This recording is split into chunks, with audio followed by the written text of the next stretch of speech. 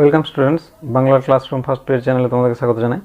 আজকে আমরা দশম শ্রেণীর সিরাজউদ্দৌলা নাটকের পরবর্তী অংশটুকু নিয়ে আলোচনা করব।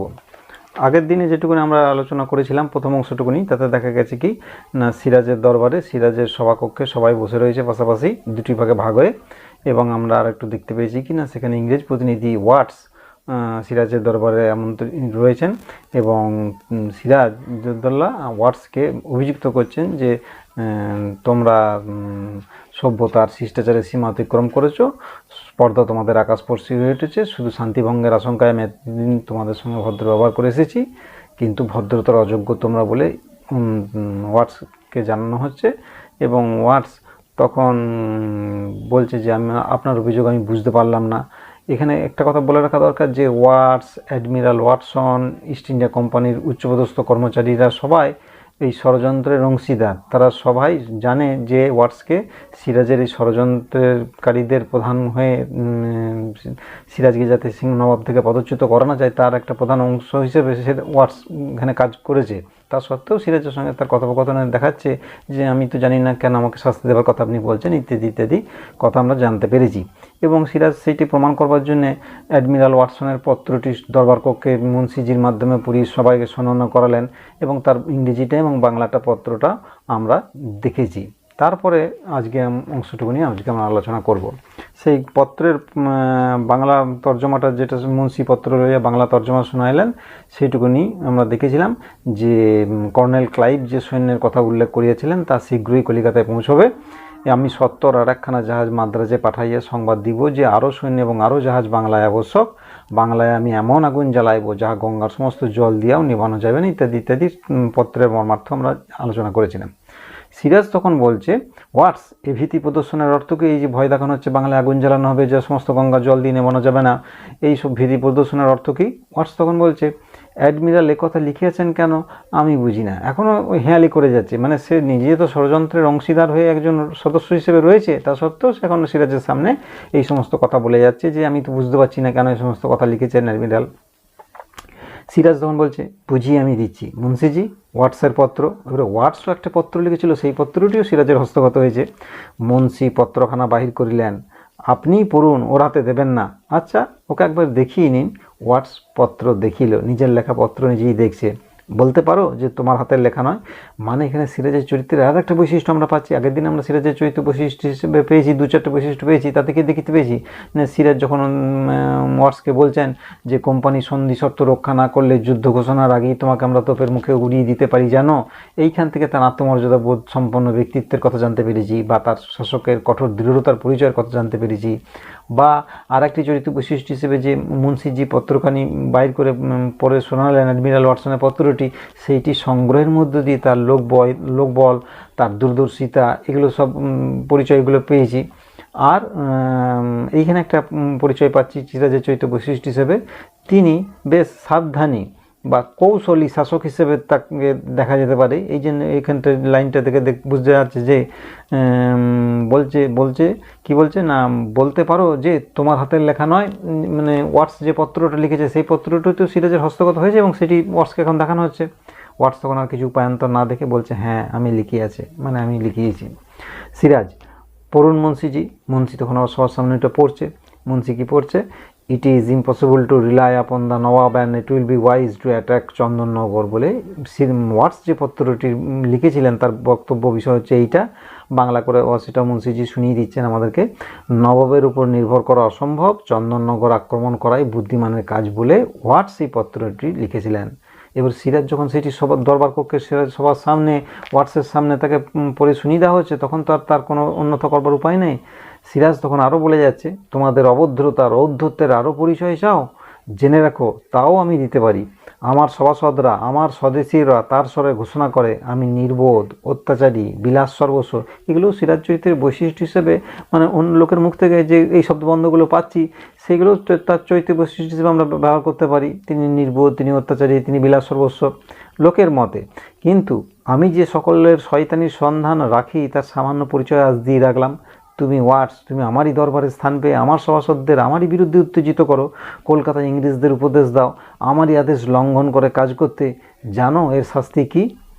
ওয়াটস, punish me your excellency if you will I can only say that I have done my duty. এতক্ষণে ওয়াটস স্বীকার করছে যে I have done my duty, মানে আমি আমার কর্তব্য করেছি। মানে সে এতক্ষণে স্বীকার করছে যে সিরাজের বিরুদ্ধে যে ষড়যন্ত্রে সে একজন অংশীদার এবং ব্রিটিশদের উচ্চপদস্থ কর্মকর্তাদের নির্দেশেই তাকে এই কাজ করতে বাধ্য করা হয়েছে, সে কথাটা তিনি এখন স্বীকার করলেন। কিন্তু প্রথম হেয়ালি করছিলেন যে আমি কিছু বুঝতে পারলাম না, আমার অপরাধ কী, আমাদের অপরাধ কী, কেন এই পত্র লিখেছি ইত্যাদি ইত্যাদি কথাবার্তাগুলো আমরা পেয়েছি। কিন্তু এখন তিনি শেষকালে উপান্তর না দেখে তিনি নিজের দোষ স্বীকার করতে বাধ্য হলেন এবং বললেন যে আমি আমার উচ্চপদস্থ কর্তা ব্যক্তিদের আদেশ পালন করেছি মাত্র। I have done my duty. আপনি আমাকে যা শাস্তি দেবেন দিন। সিরাজ, এই মুহূর্তে তুমি আমার দরবার ত্যাগ করো, ভবিষ্যতে আর কখনোই দরবারে তুমি স্থান পাবে না।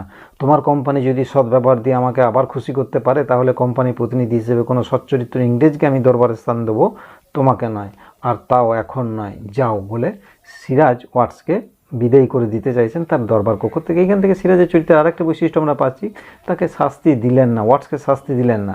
এই শাস্তি না দেওয়াটা তার সিরাজের চরিত্রের একটা কোমলতার পরিচয় বহন করে। এই পরিস্থিতির বিচারে এবং এটাকে অন্যভাবে ব্যাখ্যা করা যেতে পারে, তিনি যে দুর্বল শাসক তার প্রমাণ হিসেবে এটা যেমন উল্লেখযোগ্য, ঠিক তেমনি এটার পরিস্থিতিটা যাতে ঘোরালো না হয়ে যায়, তাকে যদি শাস্তি দেওয়া হতো, তাকে যদি মৃত্যুমুখে ঠেলে দেওয়া হতো, তাহলে পরিস্থিতি অন্যদিকে আরও দ্রুতবেগে খারাপ হয়ে যেত। সেই বিবেচনাটাও তিনি করেছেন আর কি। এবং পরিস্থিতির বিচারে তিনি কৌশলী পদক্ষেপ নিয়েছেন, এই বুদ্ধিটারও প্রশংসা তাকে করতে হবে, আমাদেরকে করতে হবে। এটা মানে সিরাজের চরিত্রের একটা বৈশিষ্ট্য হিসেবে আমরা পাচ্ছি। ওয়াটস তখন বলছেন ফেয়ারওয়েল ইয়োর এক্সেলেন্সি, মানে বিদায় নিচ্ছেন তিনি সিরাজের দরবার কক্ষ থেকে। নবাবকে কুর্নিশ করিয়া ওয়াটস বাইর হইয়া গেলেন, মানে ওয়াটস চরিত্রের বক্তব্যটা এখানে শেষ হয়ে গেল। ওয়াটস চরিত্রের সংক্ষিপ্ত পরিচয়ের মধ্যে আমরা তার চরিত্রের বৈশিষ্ট্যগুলো সম্পর্কে জানলাম এবং প্রথম তিনি হেয়ালি করে যাচ্ছিলেন সিরাজের সঙ্গে যে আমি বুঝতে পারলাম না আমাদের দোষ কী, এবং পরবর্তীকালে দেখতে পাচ্ছি যে তিনি সেই দোষটা স্বীকার করে নিলেন এবং বললেন যে এটা আমি আমার ডিউটি করেছি, কর্তব্য করেছি। বেশ। রাজবল্লভে পরে একটি চরিত্র হিসেবে আসছে। রায় দুর্লভের পুত্র, পিতার সহায়তায় তিনি দেওয়ানি পদে নিযুক্ত হয়েছিলেন এই রাজবল্লভ, এবং ইংরেজদের সঙ্গে তিনি সবিশেষ যোগাযোগ রক্ষা করে চলেছিলেন। সিরাজদৌল্যের সভাসদ হিসেবে একজন উল্লেখযোগ্য সদস্য রাজবল্লভ। তিনি কি বলছেন, জাহাপনা সিরাজ একটু অপেক্ষা করুন রাজা। মসিয়েলা, মানে মসিয়েলা হচ্ছে ফরাসি দলের প্রতিনিধি, তিনি সিরাজের ভালো বন্ধু এবং শুভাকাঙ্ক্ষী, মানে সিরাজের ভালো চান আর কি। চন্দননগরে ফরাসি বাণিজ্য কুটির প্রধান এবং আধিকারিক সেনাপতি হিসেবে মসিয়েলা উল্লেখযোগ্য ব্যক্তি। মসিয়েলা বলছে at your command your Excellency, মানে যা আজ্ঞা করেন জাহাপানা বলে মসিয়েলা চুপ করে রইলেন। সিংহাসনের সামনে গিয়ে কুর্নিশ করিলেন, মানে সিরাজকে সম্ভাষণ জানালেন আর কি। সিরাজ তখন বলছে তোমাদের কাছে আমি লজ্জিত, তোমাদের কাছে আমি লজ্জিত। এই লাইনটা ধরে অনেক সময় প্রশ্ন আসে, তোমাদের কাছে আমি লজ্জিত, কাদের কথা বলা আছে, তাদের কাছে লজ্জিত কেন? তখন এগুলো ব্যাখ্যা করতে হবে। তোমাদের কাছে মানে আমি ফরাসিদের কাছে লজ্জিত। তোমরা ফরাসিরা বহুদিন থেকেই বাংলাদেশে বাণিজ্য করছো, আমার সঙ্গে কখনো তোমরা অসৎ ব্যবহার করনি। ইংরেজদের সঙ্গে তোমাদের বিবাদ আজকাল নয়, আর এই দেশের কোনো ব্যাপার নিয়েও নয়। সাগরের ওপারে, মানে ইউরোপ আমেরিকার কথা বলা হচ্ছে, তোমরা পরস্পরের টুটি চেপে মারলেও আমার কিছু বলবার থাকে না। আমার রাজ্যে তোমরা শান্ত হয়ে থাকো, এই আমার কামনা। ইংরেজরা আমার সম্মতি না নিয়ে চন্দননগর অধিকার করেছে, সমস্ত ফরাসি বাণিজ্য গুটি তাদের ছেড়ে দেওয়া হোক এই মর্মে দাবি উপস্থিত করেছে। তোমরা প্রতিকারের আশায় আমার কাছে উপস্থিত হয়েছ। মানে এই যে বক্তব্যটা সিরাজ বলছেন, সিরাজ বললে কী হবে, এখানে আমরা তো নাটকের পাঠক, এবং যখন নাটক মঞ্চস্থ হবে নাটকের দর্শকদের কাছে, পাঠকদের কাছে নাট্যকার এখানে সুকৌশলে এই ফরাসি প্রতিনিধির সিরাজের দরবার কক্ষে উপস্থিতির কারণটা খুব সুন্দরভাবে জানিয়ে দিলেন। মানে আমরা এখন জানতে পারলাম যে এই ফরাসি প্রতিনিধি মসিয়েলা তিনি কেন সিরাজের দরবার কক্ষে উপস্থিত হয়েছেন, তার কারণটা আমরা সিরাজের মুখ থেকে এখানে প্রকারান্তরে জেনে নিলাম। যে কেন এসছেন তিনি, না ইংরেজরা আমার সম্মতি না নিয়ে চন্দননগর অধিকার করেছে, সমস্ত ফরাসি বাণিজ্যগুটি তাদের ছেড়ে দাও এই মর্মে দাবি উপস্থিত করেছে। তোমরা প্রতিকারের আশায় আমার কাছে উপস্থিত হয়েছো, মানে তোমরা চাও না যে ইংরেজরা এইভাবে আমাদের ফরাসিদের বাণিজ্যগুটি সমস্ত কিছু দখল করে নিক, ইত্যাদি ইত্যাদি কারণের জন্য তোমরা আমার কাছে সাহায্য চাইতে এসেছো। এই খবরটা পাঠক এবং দর্শকদের কাছে জানিয়ে দেওয়া হলো আর কি প্রকারান্তরে। বেশ। মসিয়েলা বলছি we have always thought for your protection your Excellency. এবার বলছে হ্যাঁ আমরা তো সবসময় আপনার শুভাকাঙ্ক্ষী, আমরা সবসময় আপনার অনুমতি নিয়ে তো কাজ করতে চাইছি। সিরাজ তখন বলছে কলকাতা জয়ে আর পূর্ণিয়ার শওকত জঙ্গের সঙ্গে সংগ্রামে আর বহু লক্ষয় অর্থ ব্যয় হয়েছে। এখানে আবার কিছু পুরনো ঘটনা আমরা জানতে পারছি। সিরাজ কি বলছেন, কলকাতা জয়ে মানে ফোর্ট উইলিয়াম দুর্গ যেটা দখল করেছিলেন সেই কলকাতা জয়ে আর পূর্ণিয়ার শওকত জঙ্গের সঙ্গে সংগ্রামে, এই শওকত জংটাকে আলীবর্দী খাঁর দ্বিতীয় কন্যা শাহ বেগমের পুত্র এই শওকত জং। একই নবাব হিসেবে সিংহাসনে বসাবার জন্যে তার ওই মাসি, সিরাজের মাসি বহসিটি বেগম চেষ্টা করেছিলেন আর কি, এবং পরিণতিতে তাকে কারারুদ্ধ হতে হয়েছে। সেই শওকত জং সংগ্রামে আমার বহু লক্ষ্য ও অর্থ ব্যয় হয়েছে। মানে এই সিরাজের মাসতুতো ভাই এই পূর্ণিয়ার নবাব শওকত জংয়ের সঙ্গে সংগ্রামে বহু লক্ষ্য অর্থ ব্যয় হয়েছে। বেশ, আমার মন্ত্রিমণ্ডলও যুদ্ধের পক্ষপাতী নন। এরূপ অবস্থায় তোমাদের প্রতি আমার অন্তরের পূর্ণ সহানুভূতি থাকা সত্ত্বেও আমি তোমাদের জন্য ইংরেজদের সঙ্গে বিবাদে প্রবৃত্ত হতে পারি না। মানে ইংরেজদের বিরুদ্ধে যুদ্ধ ঘোষণা করতে চাইছেন না কেন, তার এই কারণগুলো, পেছনের কারণটা কি? এই দুটো কারণ রয়েছে। কী কী কারণ? না, কলকাতার যুদ্ধ, মানে ফোর্ট উইলিয়াম দুর্গ যখন জয় করতে গিয়েছিলেন সেইটা, আর একটা যুদ্ধ তিনি করেছিলেন কি না, পূর্ণিয়ার শওকত জংয়ের সঙ্গে সংগ্রামে তার বহু লোক ক্ষয় হয়েছে এবং অর্থও ব্যয় হয়েছে। এই দুটো কারণের জন্য নতুন করে তিনি যুদ্ধযাত্রার আয়োজন করতে চাইছেন না, যদিও ফরাসিদের প্রতি তার যথেষ্ট সহানুভূতি রয়েছে এবং অন্তরের সহানুভূতি থাকা সত্ত্বেও ইংরেজদের সঙ্গে তিনি যুদ্ধে প্রবৃত্ত হতে চাইছেন না। আমার এই অক্ষমতার জন্য তোমরা আমাকে ক্ষমা করো বলে ফরাসি প্রতিনিধির কাছে সিরাজ একেবারে ক্ষমা চেয়ে নিচ্ছেন। আমার এই অক্ষমতার জন্য, এবার লাইনটা ধরে প্রশ্ন আছে, আমার এই অক্ষমতার জন্য তোমরা আমাকে ক্ষমা করো। কার অক্ষমতার কথা, কি বক্তব্যটা কে রেখেছেন? সিরাজদৌল্লা লিখেছেন তোমরা আমাকে ক্ষমা করো। তোমরা বলতে কাদের কথা বোঝানো হয়েছে? তোমরা বলতে ফরাসিদের কথা বলা হয়েছে। কেন ক্ষমা চাওয়ার কথা বলা হয়েছে? না, তিনি ফরাসিদের অনুরোধ সত্ত্বেও এবং তিনি বুঝতে পারছেন যে ইংরেজরা যেভাবে ক্ষমতা দখল করবার জন্য উদ্গ্রীব হয়ে উঠেছে, সেই তাদের বিরুদ্ধে যুদ্ধ করা দরকার, অবিলম্বেই দরকার। তা সত্ত্বেও যেহেতু তার বহু লক্ষ্য এবং অর্থ ব্যয় হয়েছে বিগত দুটি যুদ্ধে, সেই জন্য তিনি নতুন করে ইংরেজদের সঙ্গে যুদ্ধে বা বিবাদে প্রবৃত্ত হতে চাইছেন না। এইটুকুনি গেল। তারপরে সভা কিছুকাল স্তব্ধ রইল। মসিয়েল্লাহ মাথা নত করিয়া দাঁড়াইয়া রইলেন। তারপর ধীরে ধীরে মাথা তুলিয়া নবাবের দিকে চাহিলেন, ক্ষুব্ধ কণ্ঠে কহিলেন। এরপরে নবাবের দিকে চেয়ে মসিয়েল্লাহের একটা বক্তব্য রয়েছে। মসিয়েল্লাহ ফরাসি প্রতিনিধি, তিনি ইংরেজিতে একটা বক্তব্য দিচ্ছেন। কি বলছেন? Your excellency, you refuse us your help, your protection, though with great reluctance I appreciate your feelings. এবারে ফরাসি প্রতিনিধি মসিয়েল্লাহ ইংরেজিতে যে বক্তব্যটা রয়েছেন তার বাংলাটা আমি বলে দিচ্ছি। বলছে কি, জাহাপনা, you refuse us your help, তুমি তোমার তুমি আমাদেরকে সাহায্য করতে অস্বীকার করছো, রিফিউজ করছো। ইউর প্রোটেকশান, তোমার যে মানে নবাব হিসেবে যে দায়িত্ব কর্তব্য রয়েছে আমাদেরকে প্রোটেকশান দেওয়ার, রক্ষা করার, সেটাও তুমি করতে চাইছো না। দো with great reluctance I appreciate your feelings, অনিচ্ছা সত্ত্বেও, বিরাগভাজন হওয়া সত্ত্বেও, আই অ্যাপ্রিসিয়েট ইউর ফিলিংস, আমি তোমার অনুভূতিরটাকে কদর করি আর কি, অ্যাপ্রিসিয়েট করি। I understand the predicament you are in, আমি বুঝতে পারছি, আমি আন্ডারস্ট্যান্ড করতে পারছি, বুঝতে পারছি কি না, তুমি যে অপ্রীতিকর অবস্থার মধ্যে পড়েছো বা যে সংকটের মধ্যে পড়েছো। I am sorry for you, আমি সেই জন্য দুঃখিত। And I am sorry for ourselves, এবং আমি আমাদের জন্য দুঃখিত। We have no other choice than to leave this land. এবারে ফরাসিরা বুঝতে পারছে যে তাদের আর এখানে ভারতবর্ষের বুকে আর বাণিজ্য করা সম্ভব হবে না, তারা স্থান ত্যাগ করতে বাধ্য হচ্ছে। We have no other choice, আমাদের আর অন্য কোনো উপায় নেই। Than to leave this land, এই জমি, এই দেশ ছেড়ে যাওয়া ছাড়া আমাদের কোনো আমাদের কাছে কোনো উপায় নেই। Which we have learn to love, যেটা আমরা ভালোবাসতে শিখে ফেলেছিলাম, সে ভালোবাসার জায়গাটা ছেড়ে আমাদেরকে চলে যেতে বাধ্য করা হচ্ছে আর কি, বাধ্য হচ্ছি আমরা। অ্যালাউ মি, আমাকে অ্যালাউ করো, আমাকে আদেশ দাও, your excellency, to warn you that you are in a great danger. আমি এই কথাটা বলতে বাধ্য হচ্ছি। কি বলতে বাধ্য হচ্ছি?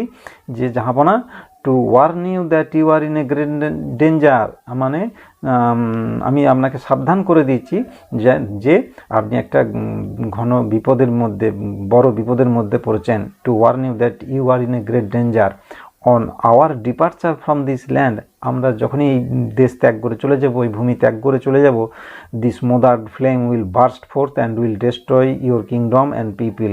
এবার কি বলছে? যে আমরা যখনই স্থান ত্যাগ করে যাবো, দেশ ত্যাগ করে চলে যাব, দিস মোদার্ড ফ্লেম, মানে ছাই চাপা আগুনটা আবার নতুন করে বার্স্ট হবে, আবার নতুন করে জ্বলে উঠবে এবং সমস্ত কিছু, তোমার রাজত্ব, লোকজন সব কিছু ধ্বংস করে দেবে। Will destroy you kingdom and your people বলে বলছেন, তোমাদের রাজ্যবাসীকে, সমস্ত দেশবাসীকে ধ্বংস করে দেবে, তোমার রাজত্বকেও ধ্বংস করে দেবে। ওই ছাই চাপা আগুনটা, তিনি তো দেখতে পাচ্ছেন যে ইংরেজরা কেমনভাবে সিরাজের বিরুদ্ধে ষড়যন্ত্র করছে এবং তাকে পদচ্যুত করবার চেষ্টা করছে। সেই ব্যাপারটা তিনি নবাবকে সাবধান করে দিয়ে শুনিয়ে দিয়ে চলে যেতে চাইলেন।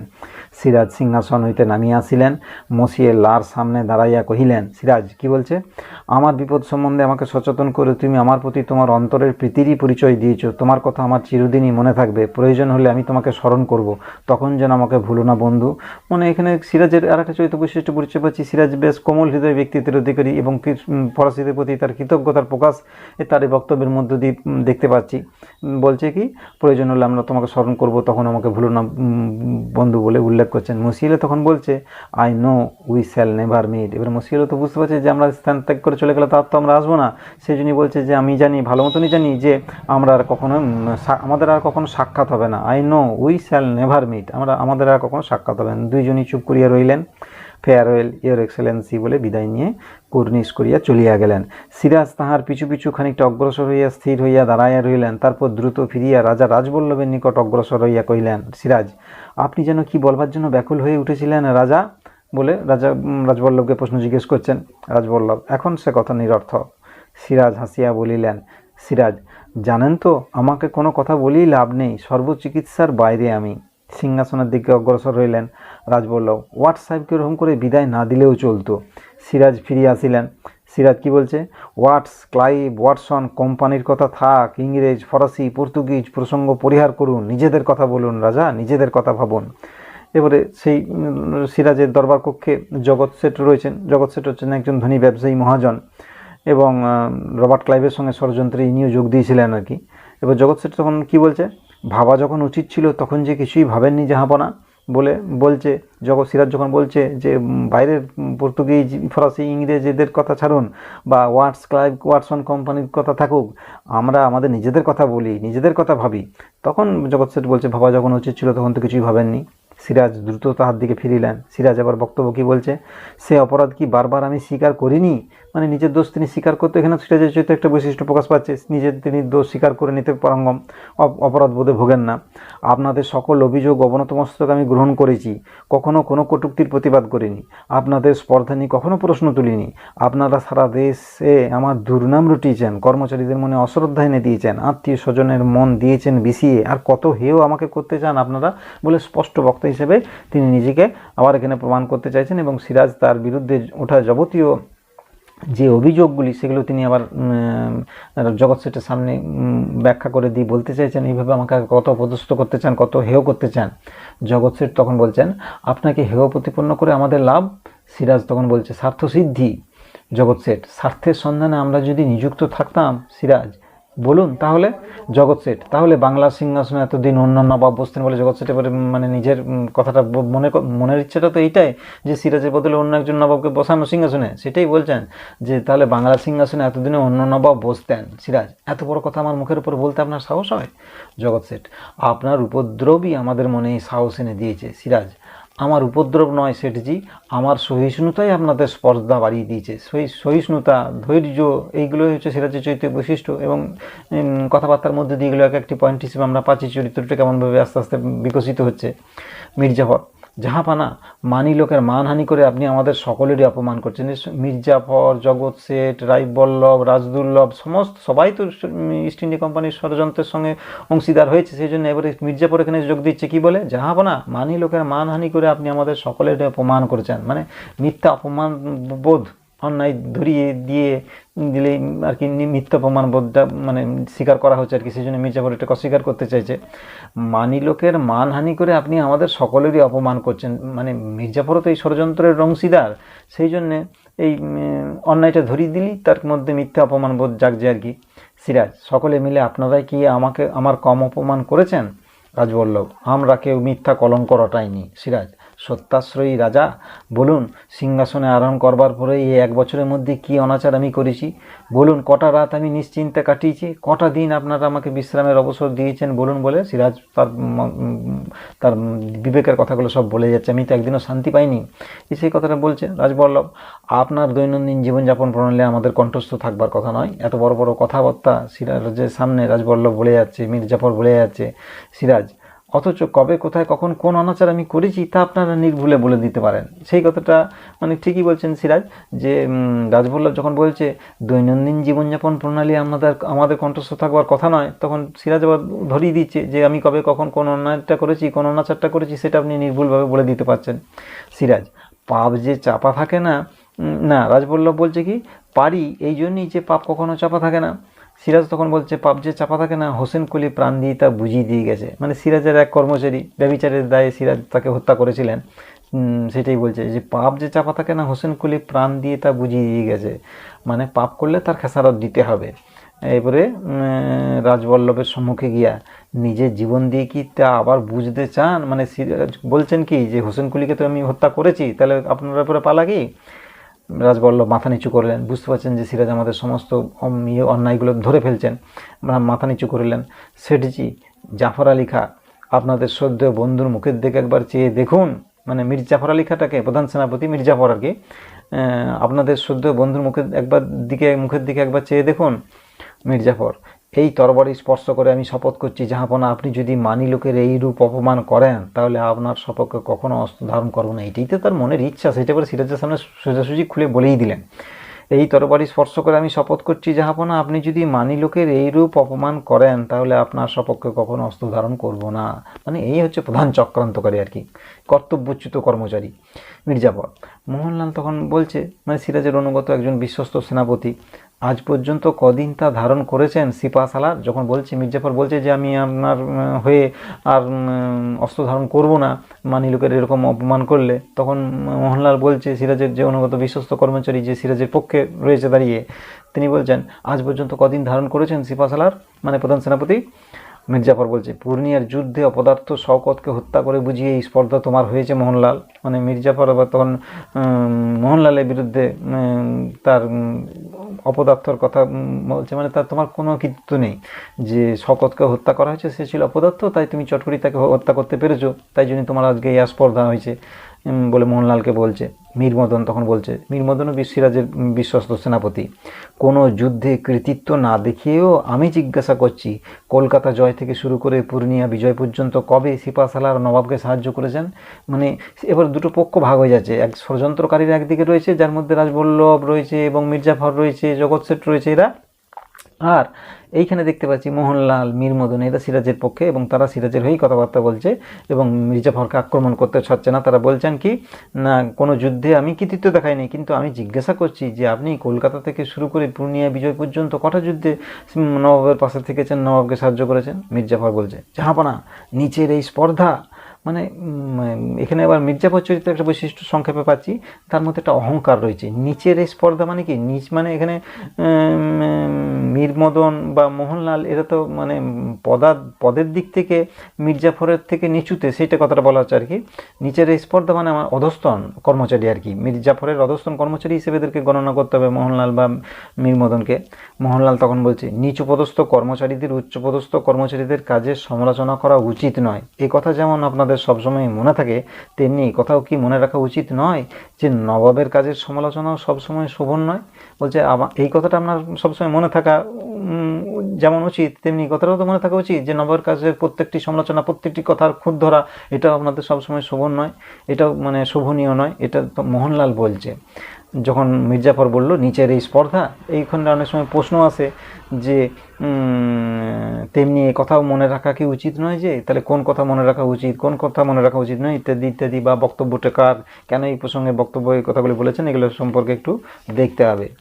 আচ্ছা, তখন মীর মদন বলছে, বিশ্বস্ত সহসেনাপতি যিনি, এ রাজ্যের সকল প্রধান সেনাপতি, আমি রোমরাহ, রইস, রাজা, মানে উচ্চপদস্থ রাজ্য কর্মচারী বৃন্দ আর কি, মনে করছেন নবাব একেবারে অসহায়, সিংহাসন রক্ষা তো নয়, আত্মরক্ষার শক্তিও তার নেই। আমরা নবাবের নিমক বৃথাই খাই না, এ কথা তাদের মনে রাখা উচিত। এটা লাইন ধরনের সময় প্রশ্ন আছে, এ কথা তাদের মনে রাখা উচিত। কাদের কথা বলা হয়েছে, কে বক্তব্য, তিনি কেন বক্তব্য কথাটা বলছেন? এই কথাটি বলেছেন মীর মদন। এবং কেন বলছেন না, তিনি মীর মদন তো সিরাজের দলের হয়ে কথা বলছেন, সিরাজের পক্ষ অবলম্বন করে তিনি যুক্তিগুলোকে পেশ করছেন, সেই জন্য বলছেন যে আমরা শুধু শুধু নবাবের নুন খাই না, আমরা নবাবের হয়েই যুদ্ধ করব, এ কথা তাদের মনে রাখা উচিত। যে তারা যেন মনে করেন না যে নবাব একেবারে অসহায়, নবাবেরকে কেউ নেই, নবাবের সিংহাসন রক্ষা করার ক্ষমতা নেই, নিজেকে রক্ষা করবার ক্ষমতা নেই, এইসব মিথ্যা কথায় শান্তি পাবেন না বলে মীর মদন তাদেরকে জানাচ্ছেন। মির্জাফর তখন বলছে, এই সব অর্বাচীনকে দিয়ে যখন নবাবের কাজ চলবে তখন চলুন রাজা রাজবল্লভ, চলুন শেঠজি, চলুন দুর্লভ রায়, এই দরবার আমরা ত্যাগ করি। নবাব থাকুন তার কর্মক্ষম শক্তিমান পরম বিচক্ষণ মন্ত্রী আর সেনাপতিদের নিয়ে। গোলাম হোসেন, মোহনলাল আর মীর মদন যখন রয়েছে তখন আর ভাবনা কি, চলুন বলে পরস্পর একবারে নিজের মনের কথাটা যেটা এতদিন ধরে লুকিয়ে লুকিয়ে তারা ষড়যন্ত্র করতে হবে সিরাজের দরবারের সামনে, সিরাজের পক্ষে, সিরাজের সামনেই এই কথাগুলি আলোচনা করে দিয়ে বেরিয়ে যেতে চাইছে যে তোমরা তাহলে ওই গোলাম হোসেন, মোহনলাল আর মীর মদনকে নিয়ে তুমি থাকো, আমরা চলুন বেরিয়ে চলে যাই, এদেরকে দিয়ে নবাব কাজ চালিয়ে নিতে পারবে বলে বলতে চাইলেন। গোলাম হোসেনটা পরিচয় আমরা আগেই পেয়েছি, তিনি ছিলেন সিরাজের বিশ্বস্ত অনুচর আর কি, এবং রাজবল্লভ জগৎ শেঠ দুর্লভ রায় প্রস্থানের উদ্যোগ করিলেন। এইভাবে তারা চলে যেতে চাইছেন সিরাজের সিংহাসনের দরবার কক্ষ ত্যাগ করে। সিরাজ তখন দেখছে মহা বিপদে পড়ে যাচ্ছে, এটা সহজ চলে গেলে তো হবে না, দাঁড়ান বলে তাদেরকে দাঁড় করালেন। সকলে স্থির হইয়া দাঁড়াইলেন। দরবার ত্যাগ করতে হলে নবাবের অনুমতি নিতে হয়, একথা আপনাদের মনে করিয়ে দিতে হবে। মির্জাফর, দরবার ত্যাগ করতে আমরা বাধ্য হচ্ছি জাহাপনা, মানে পরস্পর একবার বিবদমান দুটি পক্ষ এসে দাঁড়িয়ে গেছে। সিরাজ, এখানে আমরা যে নাটকের ঘটনাগুলো দেখতে পাচ্ছি, একবার সেই ক্লাইম্যাক্সের মতন ঘটনাটা আস্তে আস্তে উপর দিকে উঠে চলে যাচ্ছে, ঘটনা আরোহণ তো আরম্ভ হয়ে গেছে। এরপরে বাধ্য হচ্ছি জাহাপনা। সিরাজ তখন বলছে, বাধ্য হয়ে দরবার ত্যাগ করতে হবে আপনাদের তখন যখন আপনাদের বন্দি করা হবে। মুন্সিজি সিপাসালারের কাছে ওয়াটস যে পত্র লিখেছিলেন সেই পত্র, মানে সিরাজ সব দিক থেকে আটঘাট বেঁধে তো দরবার কক্ষে এসেছেন, সেই মুন্সিজিকে আবার একটি পত্রের কথা বলছেন যে সিপাসালারের কাছে ওয়াটস যে পত্র লিখেছিলেন, মানে সিপাসালার মানে কি, শুনে প্রধান সেনাপতি মির্জাফরের কাছে ওয়াটস একটি পত্র লিখেছিলেন, সেই পত্রটিও সিরাজের হস্তগত হয়েছে। মুন্সিজি পত্র বাঁচিতে লাগিলেন। মির্জাফর, আমার কাছে ওয়াটস পত্র লিখেছিলেন? সিরাজ, হ্যাঁ, নবাবের সিপাহসালার খোঁজা পিদ্রুর মারফত ওয়াটস এই পত্রখানি আপনারই উদ্দেশ্যে পাঠিয়েছিল, কিন্তু আপনার দুর্ভাগ্যবশত আমাদের হস্তগত হয়েছে। দেখতে চান, মানে নপুংসক এক পাহারাদার খোঁজা পিদ্রুর মারফত ওয়াটস এই পত্রখানি মির্জাফরকে পাঠিয়েছিল, কিন্তু সেই পত্রটা মির্জাফর না পেয়ে সেটা সিরাজের হস্তগত হয়েছে, সেটাকে এখন দেখাতে চাইছেন। মির্জাফর বলছে, নবাবের অনুগ্রহ। সিরাজ বলছে, সহসদ্যে শুনিয়ে দেবো। মির্জাফর, পত্রের বিষয় তো আমি অবগত নই জাহাপনা, আমি তো পত্রের বিষয়ে কিছু জানি না। সিরাজ, সবাইকে শুনিয়ে আপনাকে লজ্জা দেবো না, কেননা আপনি আমার সিপাহসালার, পত্রখানা আপনাকে দেখতেও দেবো না, কেননা তাহলে যে উদ্দেশ্যে পত্র প্রেরিত হয়েছিল তাই সিদ্ধ হবে বলে তিনি বুদ্ধির পরিচয় প্রদান করলেন। সিরাজউদ্দৌলা তিনি পত্রটা দেখালেন না, পত্রটা শোনালেনও না। মির্জাফর তখন বলছে, জাহাপনা তাহলে কি করবেন স্থির করেছেন? সিরাজ, রাজদ্রোহে লিপ্ত প্রজা সম্বন্ধে কী ব্যবস্থা করা উচিত বিবেচনা করেন? আপনি তো জানেন রাজদ্রোহের বিরুদ্ধে লিপ্ত থাকলে প্রজার বিরুদ্ধে কী ব্যবস্থা না হয়। মির্জাফর বলছে, মির্জাফর কোনো কথা কইলেন না। আর রাজা রাজবল্লভ কি বলেন? রাজবল্লভ, আমারও কোনো গোপন লিপি কি জাহাপনা আবিষ্কার করেছেন? আমারও কি গোপন মানে ওই পত্রপত্রিকা কিছু পেয়েছেন? সিরাজ তখন বলছে, রাজা রাজবল্লভকে আমরা চিনি, তিনি কাঁচা কাজ করেন না। জাফর আলী খাঁ। মির্জাফর তখন উত্তর দিচ্ছে, নবাব কি প্রকাশ্য দরবারে আমার বিচার করতে চান? নবাব তাহার দিকে চাইলেন, তিনি সিংহাসন হইতে নামিয়ে আসিলেন। সিরাজ তখন বলছে, জাফর আলী খাঁ, আজ বিচারের দিন নয়, সৌহার্দ্য স্থাপনের দিন। এইখানে সিরাজের চরিত্রের কোমলতার দিকটা আমাদেরকে ব্যথিত করে। এখানে যদি তিনি শক্ত হতেন, মানে সত্যি করে শাস্তি দিতে পারতেন, তাহলে বাংলার ইতিহাসটা অন্যদিকে হতো। কিন্তু যেহেতু তিনি তাকে ক্ষমা করে দিয়েছেন, বা আমরা প্রথম পর্যায়ে দেখেছি ওয়াটসকেও তিনি বিদায় দিয়েছেন শাস্তি না দিয়ে, সেই সব সিদ্ধান্তগুলো হয়তো কোথাও দুর্বলতা ছিল। এগুলো আমাদের পড়তে পড়তে এখন একটু মনে হচ্ছে যে আমাদের এটা ভালো লাগছে না। নাটকের পাঠক বা নাটকের দর্শক হিসেবে যখন আমরা এগুলো দেখবো, সিরাজ যেখানে যখন তাকে মির্জাফরকে শাস্তি দেওয়ার কথা যোগ্য বলে বিবেচনা করছেন, অথচ তাকে শাস্তি দিতে পারছেন না, চাইছেন না, সেগুলো তার দুর্বলতার পরিচয় বহন করে চরিত্রের দিক থেকে। এখানে সিরাজ কী বলছেন, জাফর আলী খাঁ, আজ বিচারের দিন নয়, সৌহার্দ্য স্থাপনের দিন বলে তাকে বুকের কাছে টেনে নিচ্ছেন। অন্যায় আমিও করেছি, আপনারাও করেছেন, খোদা তালার কাছে কে বেশি অপরাধী তা তিনিই বিচার করবেন। আজ আপনাদের কাছে এই ভিক্ষা যে আমাকে শুধু এই আশ্বাস দিন যে বাংলার এই দুর্দিনে আমাকে ত্যাগ করবেন না।